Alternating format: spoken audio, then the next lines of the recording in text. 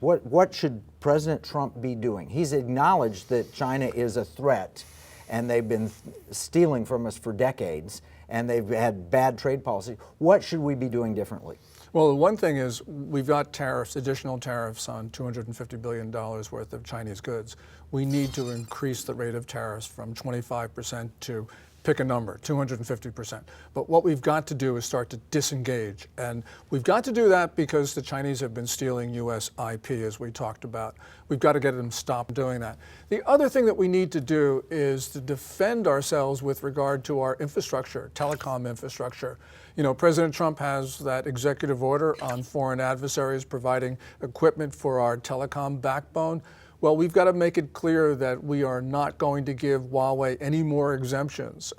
As we gave an exemption to a sister company, another Chinese company, ZTE, last year. So what we should be doing is making sure that we defend our telecom networks. And that probably will have the effect of putting both ZTE and Huawei out of business. That's important because China is using both of those companies to dominate telecom backbone around the world at a time when those countries are starting to think about 5G, fifth generation of wireless communications. Everything is going to be connected to the internet, your car, your pacemaker, your front door, and we cannot allow China to be able to switch those on and off at will. And they will be able to do that if Huawei is providing that equipment. So if they're the underlying infrastructure and you've got Huawei equipment, there will be a mechanism for China to infiltrate, to spy on us, to turn on and off as they see fit, to manipulate. And I'm 100% in agreement with you. There's no doubt in my mind that that is a part of unrestricted warfare. That has been the plan.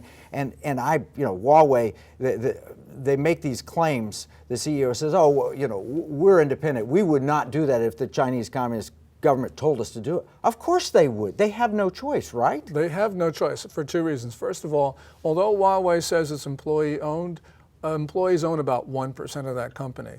The rest of it is essentially owned by the Chinese state. So it is a state-owned enterprise for all practical purposes. But also there's the 2017 National Intelligence Law, which requires all Chinese nationals and organizations and entities to spy if they are asked. So clearly Huawei is in no position. That's just not the communist system, Kevin. Right. The communist system is you do what the Communist Party tells you to. And so clearly Huawei's protestations on this cannot be believed. Well, I mean, I have a picture in my head. You're the CEO of Huawei and you say, we will not do that. And somebody else says, okay, you're out. They shoot him and they bring in, you're the CEO of Huawei. Will you do that? I mean, that's what I have in my head. But just, one other thing. From 2012 to 2017, China was surreptitiously downloading information from the headquarters of the African Union. China built the building for them, and they put Huawei servers in, and they were using the Huawei servers to download this information. So this is not a theoretical concern that we have. We've seen it in reality. We've seen it in practice. Yeah, and that's a problem with the Belt and Road, the digital Belt and Road and everything else, is they're offering this equipment at low prices, cheap loans and everything else. Oh, sure, why not? What we see as a marketplace, our enemies see as a battle space.